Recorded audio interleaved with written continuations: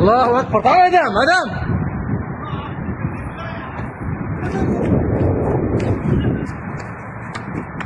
Iran কাতারের আল উদেইদ বিমান ঘাঁটির দিকে 6টি ব্যালিস্টিক ক্ষেপণাস্ত্র নিক্ষেপ করেছে। আমেরিকান বিমান প্রতিরক্ষা বাহিনী আল উদেইদ বিমান ঘাঁটির দিকে নিক্ষিপ্ত ইরানি ক্ষেপণাস্ত্র লক্ষ্য করে পাল্টা ক্ষেপণাস্ত্র নিক্ষেপ করেছে। কুয়েত, ইরাক এবং বাহরাইনের আমেরিকান ঘাঁটির ভেতরে সাইরেন বাজছে। ইরাকের আইন আল আসাদ ঘাঁটিতে বিমান প্রতিরক্ষা ব্যবস্থা সক্রিয় করা হচ্ছে। মধ্যপ্রাচ্যে সমস্ত আমেরিকান বাহিনী এখন আশ্রয় কেন্দ্রে প্রবেশ করছে।